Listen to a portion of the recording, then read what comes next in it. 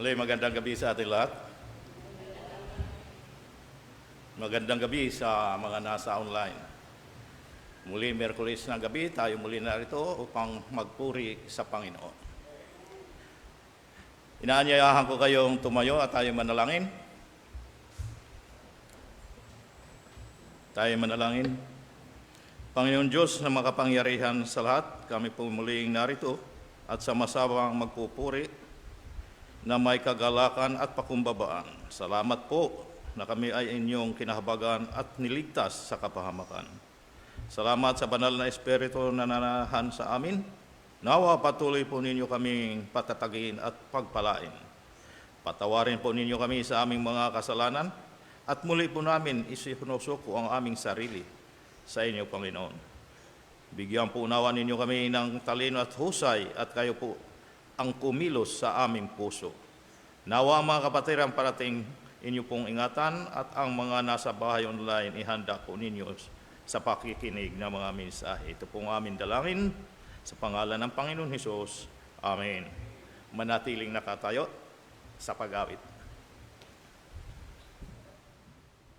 Magandang gabi po sa ating lahat. Good evening. Tayo po ay umawit. Great is the Lord. Great is the Lord, and greatly to be praised in the city of our God, in the mountain of His holiness, beautiful for situation, the joy of the whole earth is Mount Zion on the sides of the north, the city of the great King. Is Mount Zion on the sides of the north, the city of the great King. Great is the Lord, and greatly to be praised in the city of our God, in the mountain of His holiness, beautiful for situation, the joy of the whole earth is Mount Zion on the sides of the north, the city of the great King. Is Mount Zion on the sides of the north, the city of the great King. Patuloy po tayong umawit. Love lifted me.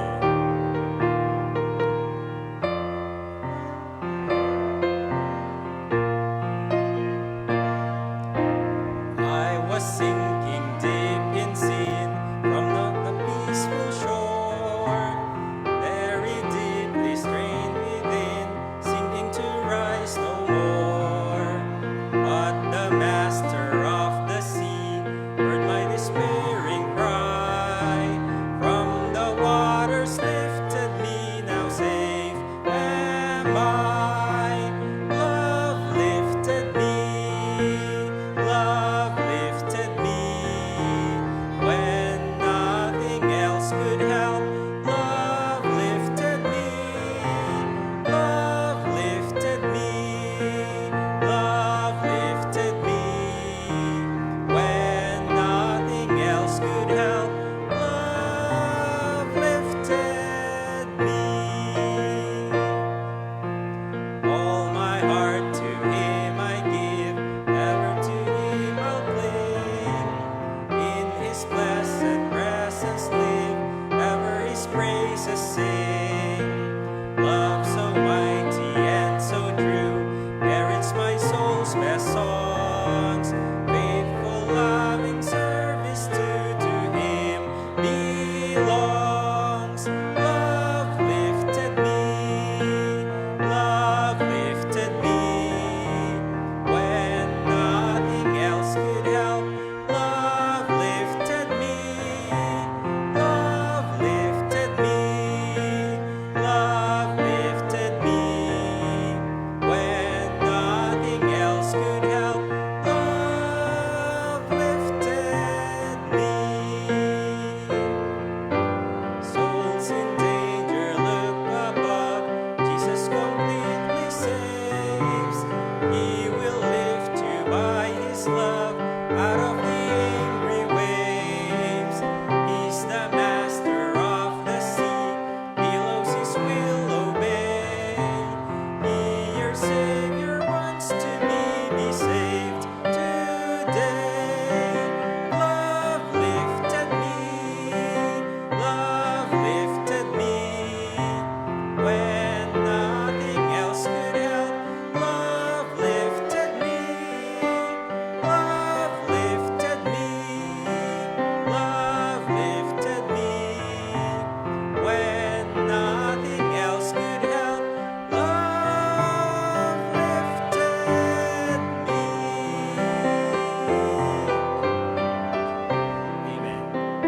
magkamustahan sa bawat isa habang inaawit ang Thy Word have I hid in my heart. Thy Word have I hid in my heart. Thy Word have I hid in my heart.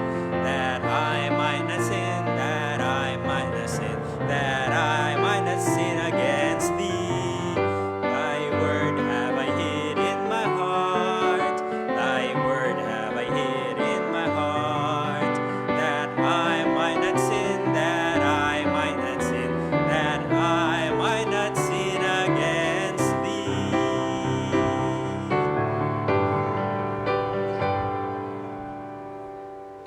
Amen. Po, maaari na po kayong magsiupong lahat. At muli po, good evening. Magandang gabi po. Ayan. And po, tayo po idako sa ating mga announcement and reminders.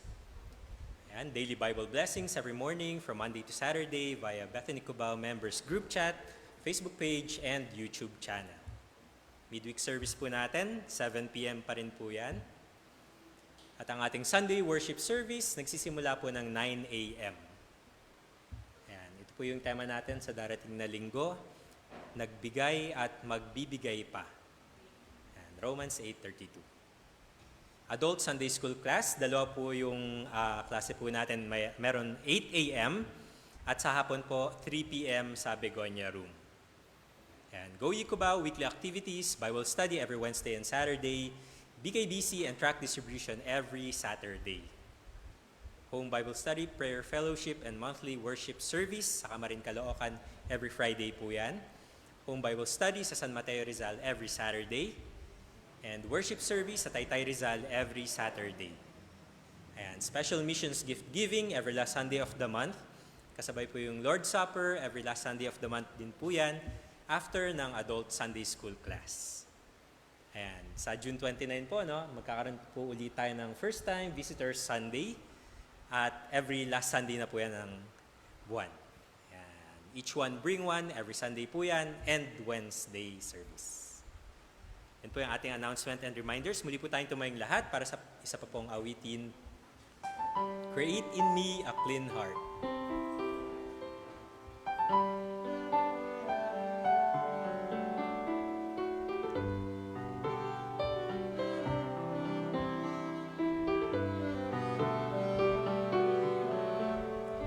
Create in me a clean heart, O God, and renew a right spirit within me.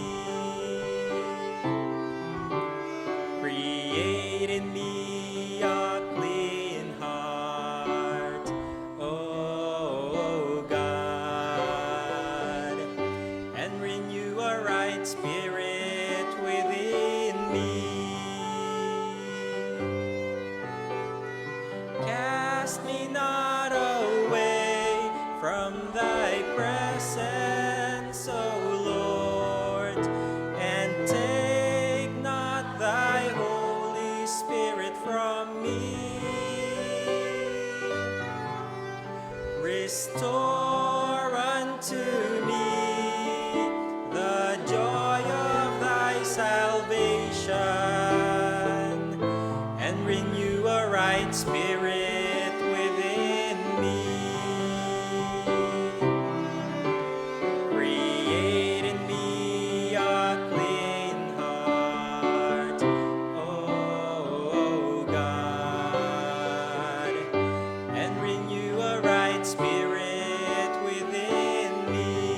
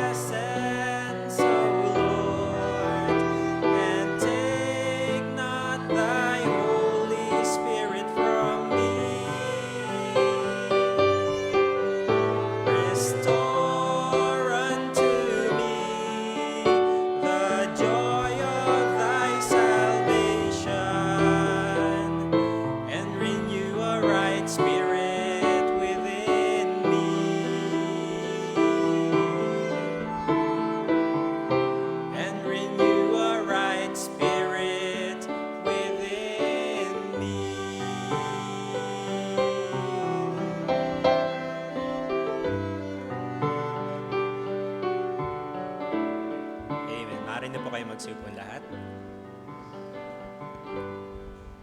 Para po sa pag-aaral ng salita ng Panginoon, tawagin po natin Brother Renato Alegre. Muli, magandang gabi sa ating lahat. Magandang gabi muli sa mga nasa online. Ano po? Ang pamagat ng ating paksa ngayong gabi, pamagat ang katapusan ng kautusan. Tunay nga po, lahat ng mga nasa sanlibutan ay may katapusan. Lahat magtatapos. Ang ating taon-taon nagtatapos, subalit mayroong muli sumisibol na bagong taon. Ang isa sa pinakatatakutan na katapusan, alam nyo na kung ano yun, ano po? Ang katapusan ng buwan. Ayan po. Pinipilit na hindi dumating dahil maraming mga bayarin ang nakapila. Makikita ng ating teksto sa Roma Kapitulo 10, versikulo 1 hanggang 4. Ang katapusan ng kautusan, Roma 10, versikulo 1 hanggang 4. Hinaniyahan ko muna kayong tumayo. Sabay-sabay natin basahin ang 4 na talat. Versikulong to. Handa, basa.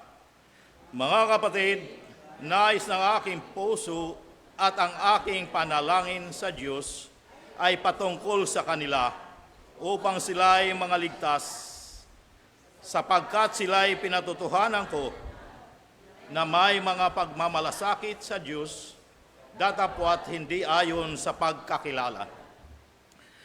Sapagkat sa hindi nila pagkakaalam ng katuwiran ng Diyos at sa pagsusumakit na maitayo ang sariling kanila, ay hindi sila napasakop sa katuwiran ng Diyos. Sapagkat si Kristo ang kinauwian ng kautusan sa ikatutuwid ng bawat sumasampalataya. Pagpalain nawa tayong Panginoon sa pagbasa ng Biblia, tayo'y manalangin. Salamat Panginoon Diyos sa mga salitang aming binasa. Maging biyaya nawa at hamon upang magtiwala kay Kristo at patuloy kaming umasa sa kabutihan at pagkalinga, magkaroon nawa ng habag sa mga naliligaw.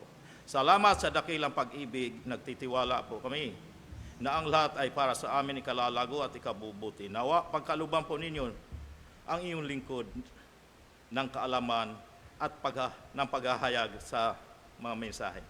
Sa pangalan ng Panginoon Hesus, Amen. Maaari na po kayong umaupo.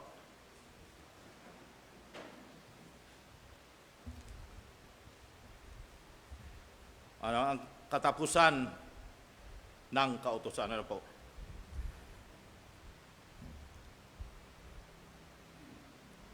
Kailan lamang ano po? Ginunita ang kalayaan ng Pilipinas tuwing June 12 mula sa mananakop. Kalayaan mula sa mananakop. Mayroon nga kaya tunay na kalayaan? Opo, maaaring mayroon. Mayroon tunay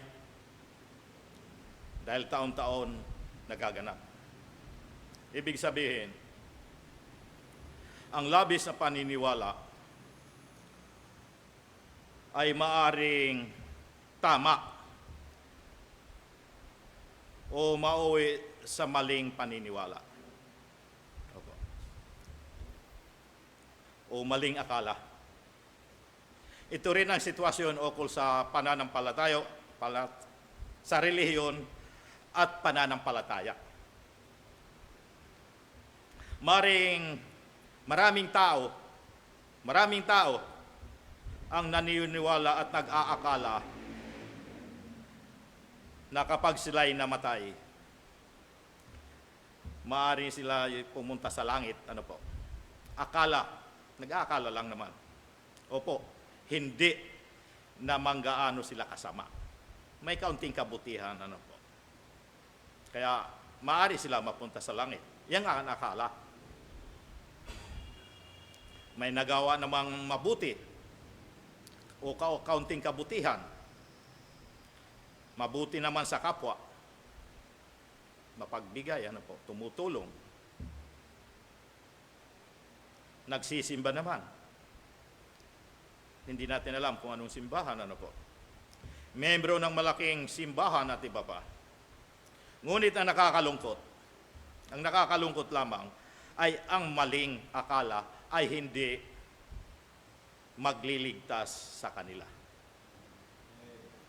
Madalas sumasablay ang mga akala.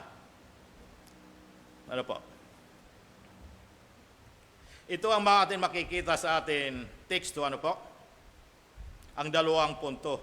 Ang una, ang kalagayan ng mga Hudyo. Naniniwala sila sa Panginoon, ngunit mali nga lamang ang kanilang pagpupuri. Ang pangalawa, ang pagnanais ni Pablo na maligtas ang kanyang ang pagnanais ni Pablo. Ayon nga sa atin unang bahagi, ang kalagayan ng mga Hudyo. Ang puso ni Pablo ay puno ng pagnanais na ang kanyang mga kababayan ay maligtas. Nais niya maligtas, kaya masidi ang kanyang pagsusumikap na maligtas ang kanyang mga kababayan. Ngunit sa kabila ng kanilang sigasig sa pananampalataya, sila ay hindi tumalima sa katwiran. Sa katwiran ng Diyos. Bagamat masigasig ang mga Hudyo sa kanilang pananampalataya, ito ay hindi nakaangkla sa tamang pagkaunawa. May apoy, ngunit walang init. Ayon na sa ating teksto, sa Roma Kapitulo 10, versikulo 1, sabi nga dito, mga kapatid, ang nais ng aking puso at ang aking panalangin sa Diyos ay patungkol sa kanila upang sila'y mga ligtas. Nananalangin po si Pablo sa kanyang mga kababayan. Sila'y masigla bilang pagsisikap, sigasig, kasipagan sa kanilang pananampalataya. Ayon nga sa binasa natin teksto, sila ay masigla. Ang kanilang masigasig na debosyon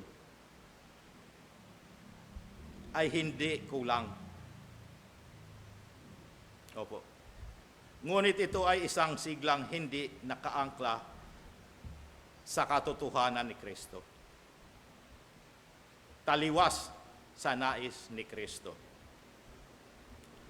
Sabi pa sa Kapitulo 10, versikulo 2 sa ating teksto, sila ay masigla para sa Diyos, sapagkat sila ay pinatutuhanan ko na may mga pagmamalasakit sa Diyos. Sila ay masigla para sa Diyos. Isa itong matibay na paalaala na pwedeng maging tapat sa maling bagay. Nag-aakalang tama, ngunit sa Diyos ay mali. Sa verse 2 pa rin, datapwat hindi ayon sa pagkakilala. Ngunit ang sigla na ito ay hindi ayon o batay sa pagkaalam. Ayon sa verse 2 pa rin, sa bandang huli. Ngunit ang sigla na ito ay hindi ayon sa o batay sa kaalaman. Sa kabila ng kanilang pagkarelihiyoso, hindi nila naunawaan ang tunay na daan ng katwiran. Hindi nila naunawaan ang tunay na daan ng katwiran. Relihiyoso, ngunit hindi tama. Partikular, hindi na nila nalalaman ang katwiran na nagmumula sa Diyos ayon sa verse 3 sapagkat sa hindi nila pagkaalam ng katwiran ng Diyos. Ang kanilang pananampalataya ay hindi nakaugat sa salita ng Diyos, kundi sa tradisyon. Tradisyon na kanilang sinusundan.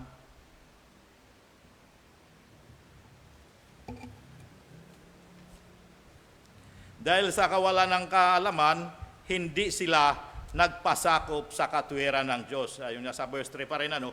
At sa pagsusumakit na maitayo ang sariling kanila. Dahil sa katwiran na kawalan ng kaalaman. Ano po? Ang pagtanggi nila kay Kristo ay malinaw. Ano po? Malinaw na pagpapakita ng di nila pagsuko sa pamantayan ng katwiran mula sa Diyos. Pilit nilang inaakyat ang langit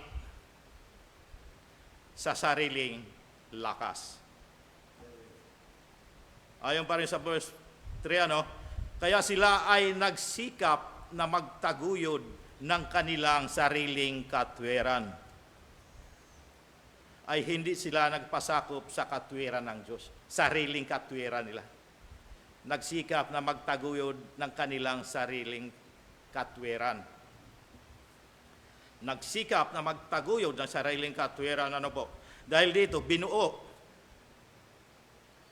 nila ang isang sistemang panrelihiyon na nakasandig o nakadepende sa sarili. Opo. Nakadepende sa sarili. Imbis sa biyaya ng Diyos. Imbis sa biyaya ng Diyos. Isa itong mapanganib na pagtatangka na iligtas ang sarili. Ano?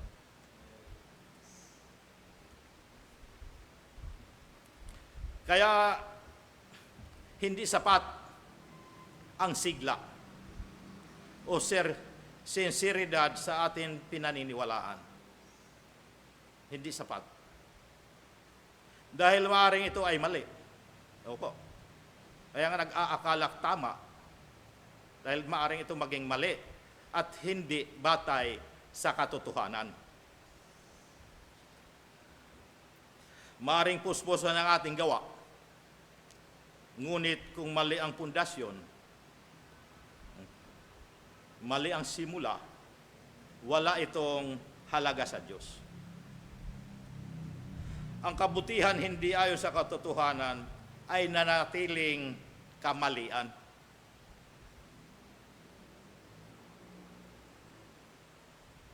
Ang mga maling paniniwala,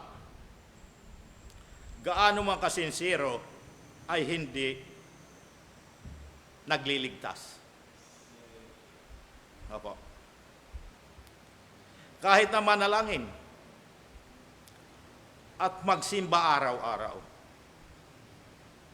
kahit matalagal na sa iyong relihiyon at mula pa pagkabata, ito ay pinaniniwalaan ng buong pamilya at maraming tao. Malaki yung simbahan. Ano po? Hindi ito katibayan na totoo.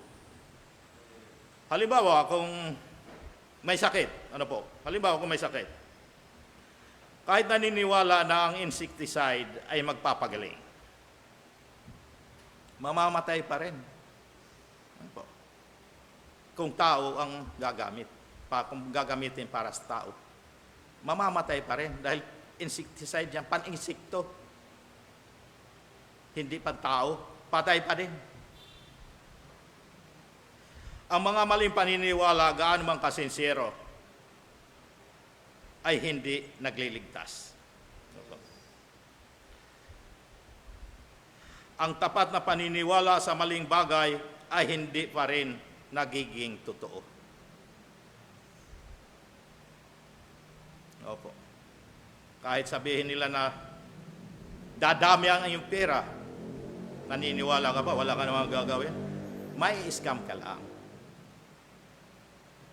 Hindi totoo. Isipin natin, ano po? Isipin natin ito. Kung iba-iba ang Diyos na pinaniniwalaan ng mga tao,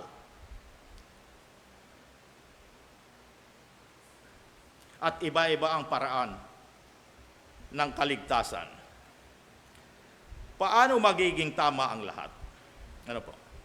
Paano magiging tama ang lahat? Kahit na sila ay sincero sa kanilang pinaniniwalaan, mayroon pong mali. at mayroon din tama. O kaya ay lahat ay mali. Ngunit hindi maaring lahat ay tama. Katulad ng gamot. Hindi ang dami o paniniwala ang nagpapagaling, kundi kung ito'y tama. Ano po? Hindi sapat ang magtiwala sa sariling katwiran o kabutihan. Ano po? Hindi sapat. Sa pamamagitan ng kautusan at hindi sa katwiran ng Diyos. Ang pagsunod sa batas ay hindi nakapagliligtas, sapagkat walang nakatutupad nito ng ganap.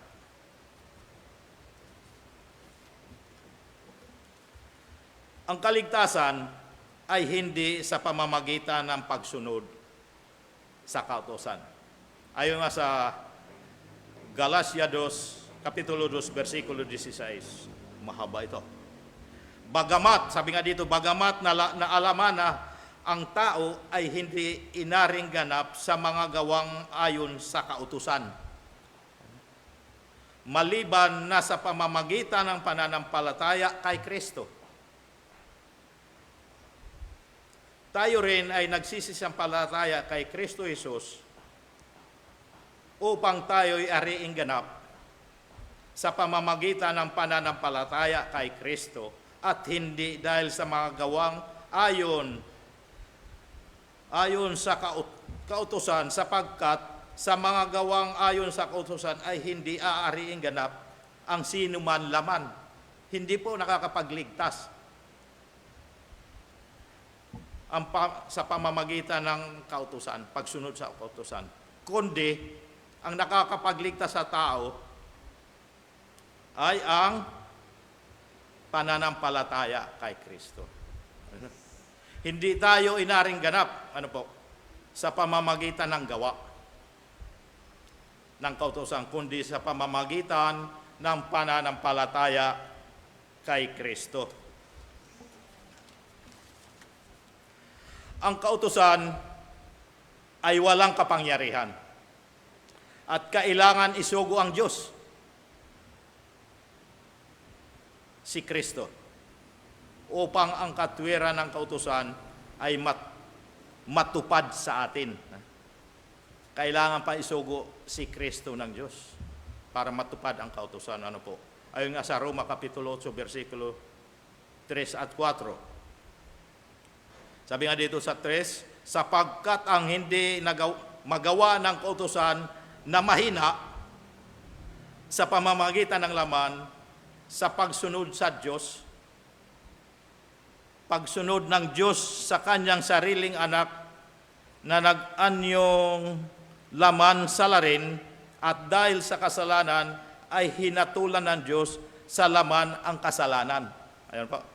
Sa 4, upang ang kahilingan ng kautusan ay matupad sa atin na hindi nagsisilakad ayon sa lamang, kundi ayon sa Espiritu.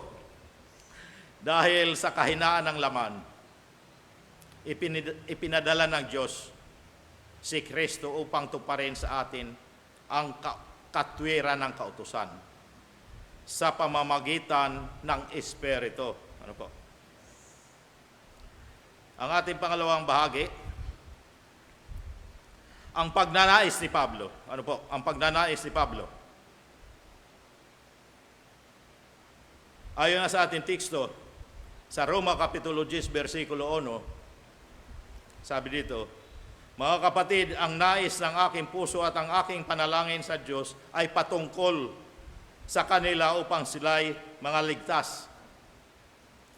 Si Pablo ay may magnanais sa puso at panalangin sa Diyos na ang mga Hudyo ay maligtas. Masidhi ang kanyang panalangin upang maligtas ang mga Hudyo. Hindi ito simpleng mithiin. Isa itong masidhing dalangin ng isang pusong binago ng biyaya. Nakamta ni Pablo ang biyaya. Biyaya ng Diyos. Ang kanyang panalangin ay may laman at layunin. Ang kaligtasan ng kanyang mga kababayan. Ayon pa sa Roma 10:4, sapagkat si Kristo ang kinauwian ng kautusan sa ikatutuwid ng bawat sumasampalataya. Ang kaligtasan na ito ay para sa mga mananampalataya ayon sa ating tekstong binasa. Nagtitiwala na si Kristo ay ang katapusan ng kautusan.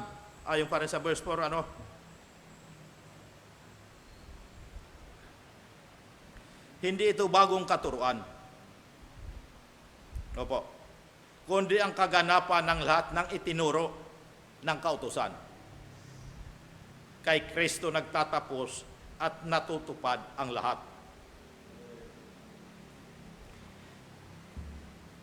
Si Pablo ay may malasakit para sa kaligtasan ng mga Hudyo. Masindi ang malasakit. Siya ay dating tulad nila bago nanampalataya at naligtas. At maaring higit pa.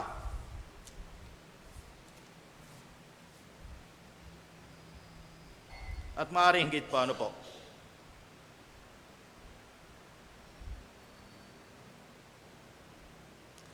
Hindi siya tumitingin sa kanila mula sa mataas na pedestal, kundi bilang isa rin dating bulag na tumanggap ng liwanag, namulat sa katotohanan. Siya ay tinuruan. Siya ay dating tulad nila, po? Siya ay tinuruan sa paanan ni Gamaliel at ayon sa sakdal na pamamaraan ng kautusan, masigla ukol sa Diyos, tulad ng mga Hudyo. Ayon nga sa Gawa, Kapitulo 22, versikulo 3. Sabi nga dito, ako'y Hudyo, na ipinanganak sa Tarso ng Cilicia, datapwat pinapag-aral sa bayang ito sa pamaanan ni Gamaliel, na tinuruan alinsunod sa mahigpit na kaparaanan ng kautusan ng ating mga magulang, palibas ay masikap tungkol sa Diyos na gaya ninyong lahat ngayon. Nag-aral si Pablo sa paanan ni Gamaliel. Bilang alagad ni Gamaliel, batid ni Pablo ang lalim ng kanilang paniniwala. Siya ay lumago at sumulong sa pananampalataya ng mga Hudyo, higit sa mga marami sa kanila. Si Pablo, dahil labis na masigla sa mga tradisyon ng matatanda. Matalino si Pablo, Yun nga sa Galacia Kapitulo 1, versikulo 14. At ako ay nangunguna sa relihiyon ng mga Hudyo ng higit kaysa marami sa aking mga kasinggulang. Namumukod tangi po si Pablo, sa aking mga kababayan. Palibas ay totoong masikap ako sa mga saling sabi ng aking mga magulang. Subalit kahit sa kasukdulan ng kanyang relihiyon, siya ay naligaw din. Naligaw din po si Pablo. Nag-usig. Hindi nagligtas. Siya rin ay nag-usig sa mga mananampalataya. Ngunit, kinahabagan ng Diyos dahil hindi nalalaman ang ginagawa. Ayan sa 1 Timoteo Kapitulo 1:13, bagaman ng una ako'y naging mamumusong at mang-uusig at mang-aalipusta, gayon may kinahabagan ako sapagkat yao'y ginawa ko sa di pagkaalam sa kawalaan ng pananampalataya. Ano po? Dahil hindi nalalaman ang ginagawa. Ano po? Kaya siya ay nag-usig ng mga Kristiyano. Kaya sa kanyang pagbabalik loob, batid niya ang kabigatan ng kanilang pagkabulag.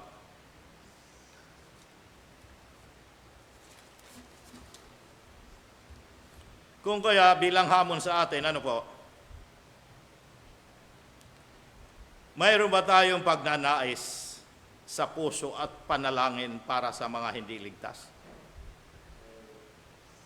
Tayo ba'y nahabag sa kanila bilang mga naliligaw ng kamalian? Tayo ba'y nananalangin na may luha? O nakukontento na tayo sa sariling kaligtasan?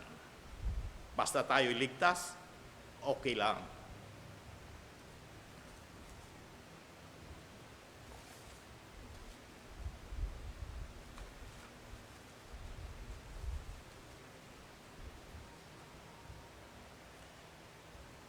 Hindi ba't sila ay tulad natin nung bago tayo naligtas?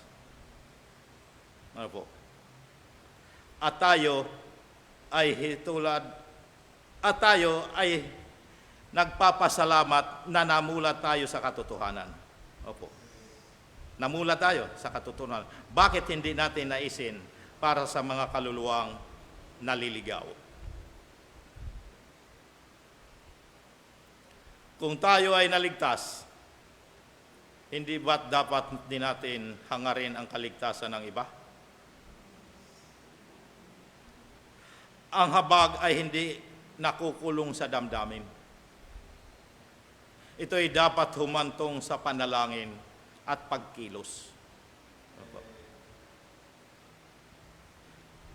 Handa ba natin silang bigyan ng katotohanan upang sila ay maligtas? Bilang mga Kristiyano, kailangan natin magsalita. Huwag tayo mahiya magsalita at magbahagi. Kung hindi tayo magsasalita, walang makakarinig. Ang mga nakakarinig, dapat may magsasalita.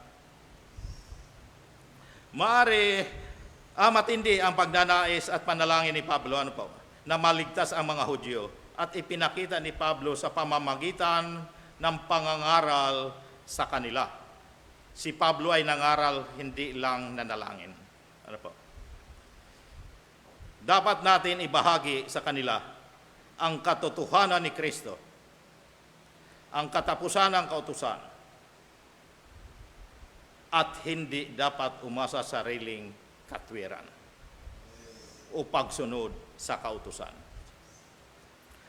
Ang habag ay hindi nakukulong sa damdamin. Ito'y dapat humantong sa panalangin at pagkilos.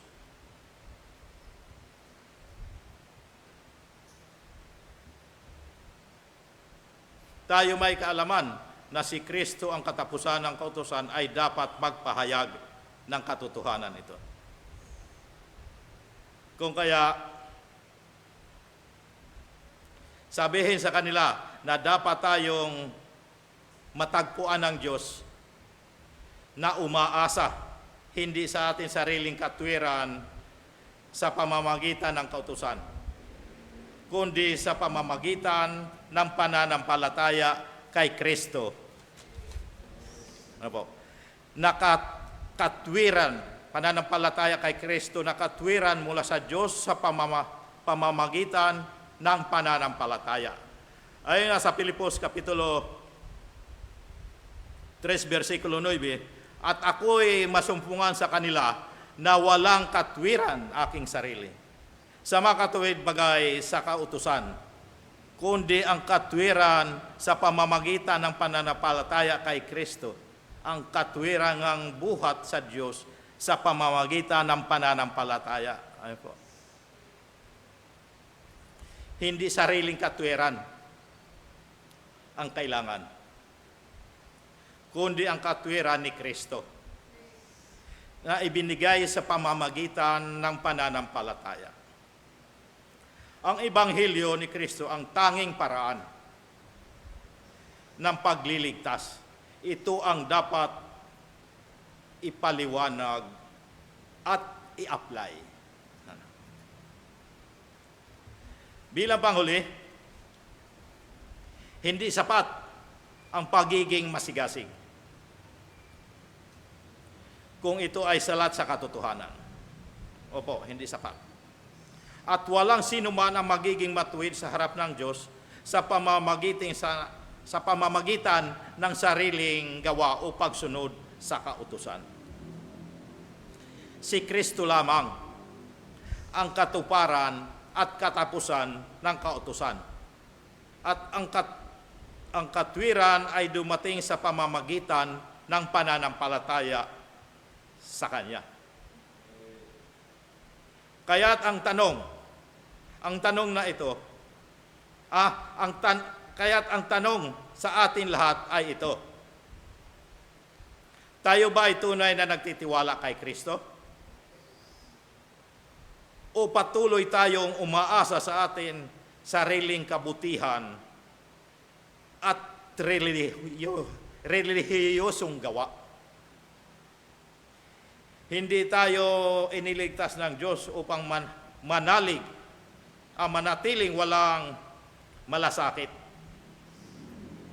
Kung si Pablo ay may matinding habag sa mga Hudyo, kahit siya ay tinanggihan nila, tayo rin ay tinawag na magkaroon ng puso para sa mga taong naliligaw. Anuman ang kanilang pinaniniwalaan, huwag natin ikahiya ang Ebanghelyo, kundi ituro ito ng may pag-ibig at pananabik na sila'y maligtas, sapagkat walang ibang daan kundi si Kristo. Opo, si Kristo lamang ang daan ng kaligtasan. Tayo manalangin. Salamat po, Panginoon Diyos, sa dakilang pag-ibig. Patuloy kami nagtitiwala na kayo lamang ang katuparan at katapusan ng kautusan. Salamat po na kayo ang gumanap upang kami maabot ng pagpapalang dulot ninyo. Nawa kumilos po kayo sa aming puso upang magtiwala kay Kristo, hindi sa sariling kabutihan umasa. Malubos nawa ang kasapatan at kasiyahan ng mga nagtitiwala sa inyo, Panginoon. Magkaroon ng kagalakan ang bawat lalapit sa inyo at ingatan habang panahon. Ito po ang daming dalangin sa pangalan ng Panginoon Hesus. Amen.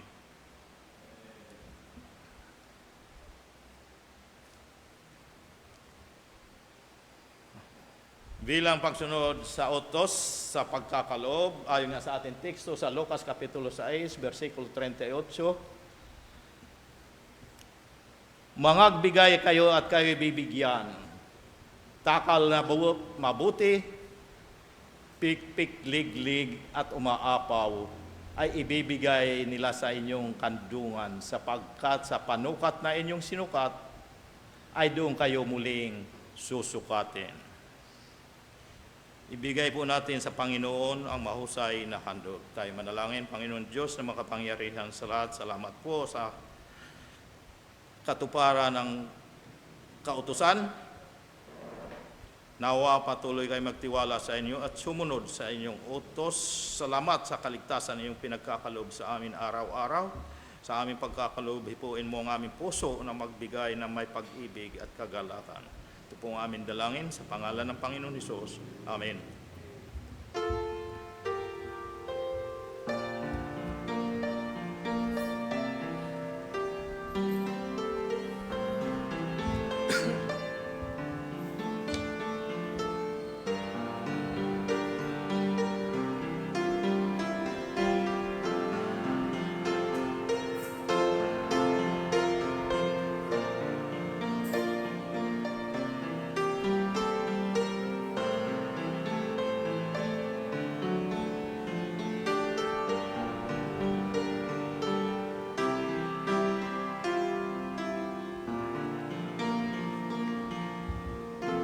Tayo magpasalamat.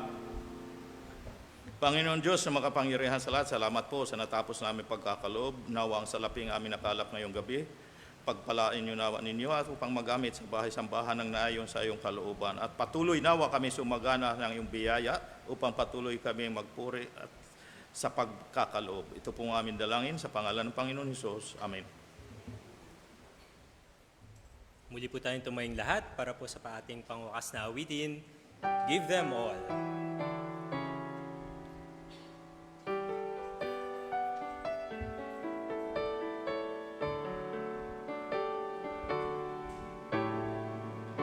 Are you tired of chasing pretty rainbows? Are you tired of spinning round and round? Wrap up all those shattered dreams of your life, and at the feet of Jesus lay them down. Give them all, give them all, give them all to Jesus. Shattered dreams, wounded hearts, and broken toys. Give them all, give them all, give them all to Jesus, and He will turn your sorrows into joy. He never said you only see sunshine. He never said there'd be no rain. He only promised a heart full of singing about the very thing that once brought pain. Give them all, give them all, give them all to Jesus. Shattered dreams, wounded hearts, and broken toys. Give them all, give them all, give them all to Jesus, and He will turn your sorrows into joy. Give them all, give them all, give them all to Jesus. Shattered dreams, wounded hearts, and broken toys. Give them all, give them all, give them all to Jesus, and He will turn your sorrows into joy. And He will turn your sorrows into joy.